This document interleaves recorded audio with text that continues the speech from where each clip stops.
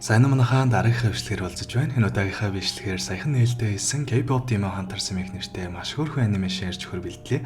Ингээд шууд бичлэг рүү орцгоё. Эртний урдын цагт чөтгөрүү түүний ертөнцөд эрхчлөөтэй оршин амьдардаг байж л дээ. Тэдний цорын ганц хүсэл бол хүмүүсийн энергийг сорж аваад түүнийгээ өөрийн хаандаа хүч болгон өгснөөр эцэст нь чөтгөрийн хаан дийлдэшгүй хүчтэй болж дэлхийн ертөнцийг өөрсдийн мэдэлд оруулах хүсэлтэй юм санаж. Гэхдээ муу тал гэж байгаа бол сайн тал гэж байх нь ч мэдээж эерэг бөгөөд чөтгөрүүд дураараа дөргиж авах үед анхны чөтгөрийн ангуучид гарч ирсэн байдаг. Тэд бол тулааны эрдэмт гоц авьяастайгаас гадна хүмүүсийн сэтгэлийн галыг бадрааж найдвар төрүүлэх хэмжээний уянгалаг хүчрхэг хоолойтой онцгой хүмүүс юм. Ингэснээр анхны ангуучдын хүчрхэг хоолой нь чөтгөрийн эсрэг хамгаалалт буюу анхны хонмоныг бүтээсэн байдаг. Гэхдээ энгийн хонмон бол төгс хамгаалалт биш бөгөөд хэрвээ үүнийг алтан өнгөтэй болгож чадах юм бол чөтгөрүүдийн хүмүүсээс үрд хамгаалах төгс хамгаалалт олж хувирах юм байна лээ. За тэгээд анхны ангуучтаас хойш үе болгонд ангуучид бэлтгэгдэн хүмүүсийг хамгаалангаа хонмоныг алтан өнгөтэй болгож хувирах гэж хичээсээр ирсэн байдаг. За тэгээд цаг хугацаа явсаар одоо цагт ирсэн бөгөөд энэ цагийн ангуучид бол манай гол дөрөв доолох Мира, Зүй, Руми 3. Манай гурав болохоор Huntrix гэх нэртэй K-pop хамтлагийн гишүүд бөгөөд бүр дэлхийн хэмжээний одод олж чадсан байдаг. Үүнээс гадна манай Румигийн хоолой үнэхээр гайхалтай учраас энэ үед л алтан хонмоныг бүтээж чөтгөрүүдийг бүрмсэн дарж чадна гэсэн итгэл ирж хүчээр дүүрэн байгаа нь харагддаг. За тэгээ манай гурав ээлжид нэгэн тоглолт руугаа явж байтал онгоцыг нь дэржигтэй хүний дүр төвөрсөн чөтгөрүүд эзэлчихсэн ээлжид хорлон сүтгэх ажиллагаагаа хийж байгаа юм дээр. Гэхдээ яг хуу манай хэдж дорхноо анзаараад тэдгэр чөтгөрүүдийг ядах юмгүй дийлснээр тоглолт руугаа сүрдүүлэнтэйгээр хөрөлцөн ирдэг. Харин нөгөө талд бүтлгүүцсэн чөтгөрүүд хаанаасаа шийтгэл өрдөж байх үеэр жинийн уймыг нэгэн чөтгөр гарч ирэн хаандаа нэгэн шинэлэг төлөвлөгөө санал болгодог. За тэр нь болохоор яг манай хэдтэй адилхан чөтгөрүүдээс бүрдсэн бойбенд хамтлаг бүрдүүлчихсэн бөгөөд үүгээрээ Huntrix-тэй өрсөлдөж фенотыг нь өөрсдийн талд оруулахаар төлөвлөсөн байдаг. Хэрвээ фенотыг нь буюу энгийн хүмүүсийг өөрсдийн талд оруулж чадах юм бол Huntrix болон хүмүүсийн харилцаа суларч үүнийг дагаад хонмонж гэсэн солордог юм байна лээ. Ингэснээр чөтгөрүүд хүний ертөнцид нэвтрэх боломж ихсэж хаандаа улам их нэрийг цуглуулж өгснөөр эцэст нь дэлхийг захирах хүсэл нь биелнэ л гэсэн үг. Гэхдээ Жинүү ингэж хаандаа тусалсныхаа хариуд өөрийнхөө дурсамжийг арилуулахыг хүсдэг бөгөөд хааны хувьд алдаад байх зүйлгүй учраас түүний саналыг зөвшөөрөөд хүний ертөнц рүү явуулдаг. Харин энэ хооронд манай Huntrix-ийн тоглолт ч гайхалтай болж өнгөрөх бөгөөд энэ удаагийн тоглолтын үеэр хонмон алтан туяа орж байгаа нь анзаарагддаг.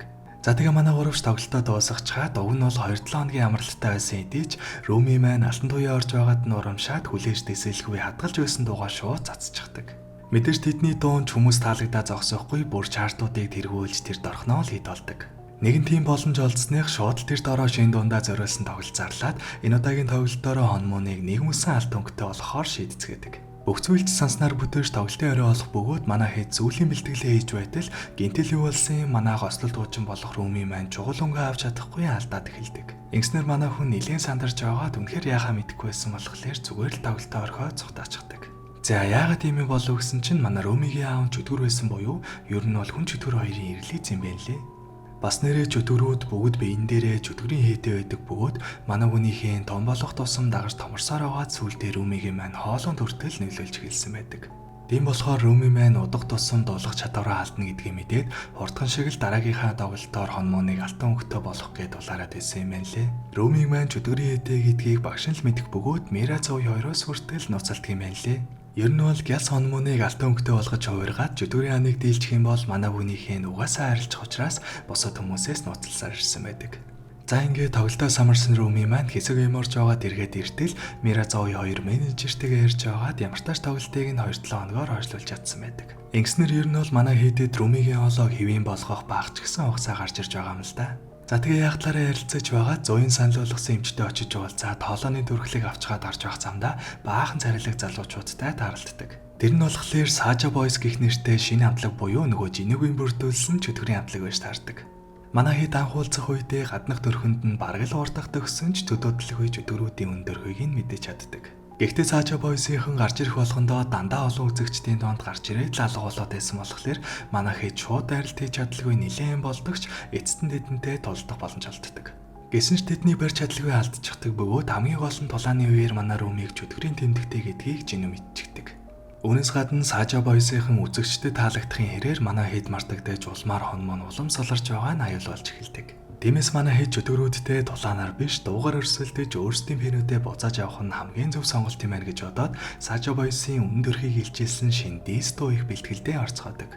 Шарга бэлтгэлийн дондор Роми маань эмчээс авсан бэлтгэлээ уух гэтэл нөгөөх нь шаал хөлхний гар буюу зүгээр л жимсний шүүс зарчихсан байт юм да.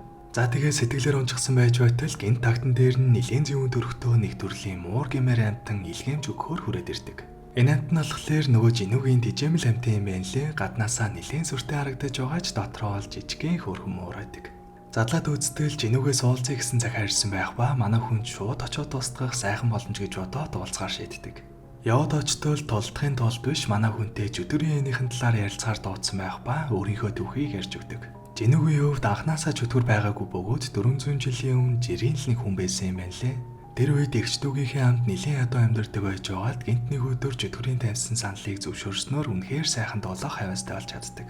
Удалгүй түүний дуулах хавьяас нь хаан дүртэл үнэлэгдэж амьдралд орхноо сайжирсан ч цаг хугацаа явахын ирээр түүний бие жүтгэрийн энд идэгцсээр эцтэй бүрэн жүтгэрийн хааны мэдэлд очиж боол нь олж аварсан байдаг. Мэдээж ингээд жүтгэрийн ертөнцид очсноор түүний гэр бүлийнхэн буцаад ядуу дарчиг амьдралдаа шилжсэн бөгөөд энэ бүхэнд өөрийгөө буруутгаж явсаар эцтэй өөр хиймэн дэсгээ байгаад жүтгэрийн хаандаа тусалж хариудан дурсамж хайрлахуулахаар шийдсэн байдаг. За тэгээ хаандаа туслах гээд хүний ертөнцид явж байхдаа жүтгэрийн эдэ мөртлөө эргчлөөтэй явж байгаа Румыг харснаар манай хүнтэй ярилцаж ямар нэгэн боломж байгаа эсхийг асуух гэж л дуудсан юм байна лээ. Гэхдээ манай Руми юу гэж жүтгэр туслах вэ гэд эцээ үртэл боломж олохгүй байсаар манай хоёрын уулзалт тэгсгээд л дуусдаг. За тэгээ үүнээс хойш өдөр хоногуд өнгөрсөөр Хантригс болон Сажа Бойсийн ил болон далдуураа өрсөлдөхийн хажуугаар манай хитэртэй стууга нэлээд явуулж амждаг. Гэхдээ манай эдийн шин дуунд хэтэрхий их үзэн ядалт агуулсан байгаа нь Румигийн санааг зовоож улмаар Мирата хүртэл баг зэрэг санал зөрөлтөд авдаг. За энэ мэд өдөр хоногуд өнгөрч байтал гинт манай Румид гайхалтай санаа төрөөд жинүүтэй уулзгаар шийддэг. Тэрний үг ихлээр хамтран ажиллах санал буюу ер нь бол жинүү хүмүүсийн талд орооч гэж ятгадаг. Жинүүгийн хувьд анхны төрөл нь хүн учраас хэрв жүтгэрийн хаан байхгүй болчих юм бол манай хүн чөлөөлөгдөж өмнөх бараанд дурсамж нь байнга чихэнд нь сонсогдохоо болно гэсэн үг. Тиймээс заавал тэр өөрийнхөө дургуй жүтгэрийн хаан тусалж явахаар биднэрт туслаа Сажа Бойсыг албаар бүтлгүүтүүлчих юм бол удахгүй болох томоохон ивент дээр бид нэр шин дуугаа дуулах гэж байгаа. Тэр дуу маань бодоавхан тодорхой учраас хонмоо навтлаг өнгөтэй болж жүтгэрийн хааныг баталгаатай устганаа л гэж хэлдэг. Энэ санаанч нэлээд боломжийн байсан болохоор жинүү зөвшөөрөөд Румитэй нэг талд ажиллахаар шийддэг. Гэхдээ жинүүд ингэж сүртэй амлалт өгөөд өөрийнхөө талд оруулж чадсан ч яг үнэн дээр Руми маань маргааш дуулагдах дундаа итгэлгүй хിവэрэл байгаа.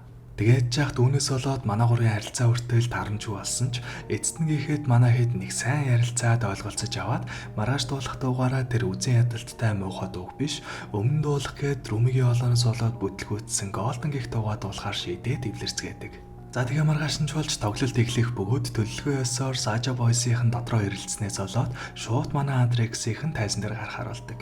Уг нэхэндээ бүх зүйл сайхан явагдаж байсан ч гинт тоглолтын дундуур Мира Цой хоёрыг өргөтөж Румигээс салгасныхаа дараа дэдний дүртнээ өрсөн жүтгэрөө тайзан дээр гарч ирээд манай хүний жүтгэрийн хээг нь ил гаргачихдаг. Ингэснээр юу болоод байгааг ч ойлгохгүй гайхаж сандарсан Руми маань тайзнаас буух үедээ жинхэнэ Мира Цой хоёртоо таарлцсан тэр. Эдгээр манай хүн тайлбарлах гэж хичээсэн ч жүтгэрийн хээтэй дээрээс нь жүтгэртэй хамтарч байгаа хүнд яаж идэх вэ? За ингээд л бүх зүйл дууслаа гэж бодоод цааш явж байгаа жинүүтэй таарлддаг. Гэтэл яг үнэндээ жинүү манай хүнээс л орчихсан байсан юм байна лээ. Гэхдээ яагаад гэсэн чинь жинүү маань хүн байх үеийнхээ түүхийг Руми дарихтаа худлаа хэлсэн буюу яг үнэндээ гэр бүлийн аргагүй эрхэнд орхисон юм биш зөвхөн өөрийгөө утсандаа албаар орхисон байж таардаг. Үүнээс гадна манай хоёрыг хамтрах гэж байгааг нь жүтгэрийн ам мэдчихсэн бөгөөд жинхэнэ төрхөө жилчилж чадаагүй байж энэ төр гэж жинүү сүрдүүлж улам өөрийнхөө хүчинд автуулаад ийм зүйл хийлгэчихсэн болж таардаг. За ингэснээр манай хүн бараг л бүх найдвараа алдах бөгөөд эцсийн найдвар гэж бодоод багшаасаа тусламж гуйхаар очсон ч харамслалаараа Руми маань энэ удаач гэсэн хүссэн хариулт авч чаддаггүй. Харин энэ хооронд хонмон суларснаас олж жүтгэрийн хаан хүмүүсийг дураараа авсдах боломжтой болох бөгөөд хүмүүсийг нэг дор цуглуулж байгаад бүх энергийг нь өөртөө авахаар бэлдэж эхэлдэг. За тэгээ Сажа Бойсийн дуугаар дамжуулан бүрэн австаж байтал гинт манай Руми гарч ирэн итгэл найдварын дууг дуулж эхэлдэг. Мэдээж манай Румигийн хоолой хүмүүст итгэл найдвар өгч сэтгэлийн галыг нь асаах хүчтэй учраас түүний дуугаар дамжуулан хамгийн ихэнд Мира Цой хоёр маань жүтгэрийн овсноос гарч чаддаг. Удалгүй манай хоёр ч Румитэй нэгдэн дуулж эхлэх бөгөөд Сажа Бойс тэднийг зогсоохоор хөдөлж эхэлдэг. Хэдийгээр манай хэд иргэн нэгдэж жүтгэрийн хааны эсрэг нэлээд сайн тэмцсэн ч эцтэй гэхэд жүтгэрийн хааны дайралтанд Руми маань өртөөд бараг л ялагдахын эрмэгт болж ирдэг. Гэхдээ яг энэ үеэр өмнөх бүх зүйлд гимсэн жинүү маань өөрийгөө золиослж жүтгэрийн хааны дайралтыг бидээрээ авснаар Румид маань дайрах боломж олдох бөгөөд ингэснээр эцэст нь нэг нь жүтгэрийн хааныг дийлж чаддаг. За ингээд өдөрийн ам байхгүй болсон болохоор хүмүүс ч гэсэн овсноос гарч Румигийн маань хийж арилах бөгөөд эцэст нь бүгдээрээ аз жаргалтай байгаагаар кино манд дуусдаг. За тэгээ нэг юм хөргөн кино байлаа. Ер нь бол надаар үйл явдлыг нэрвэлсэн ч гэсэн та хэд маань боломжтой бол цагаа гаргаад киногоо бүгднэр нэг үзээрэй гэж зөвлөе. Зураглал, хөдөлгөөн, дулааны хэсэг, дуу гэд үзэж гарах юм ихтэй болохоор дахиад бүтнээр нь үзэхэд бол ямар ч асуудалгүй үнэхээр гоё кино болсон мэлээ. За тэгээд эцэст нь бичлэгэнд таалагдсан бол дартаг юмнуудаа дараарай. Дараах ажил хэрэг уулзлаа. Түр баяртай.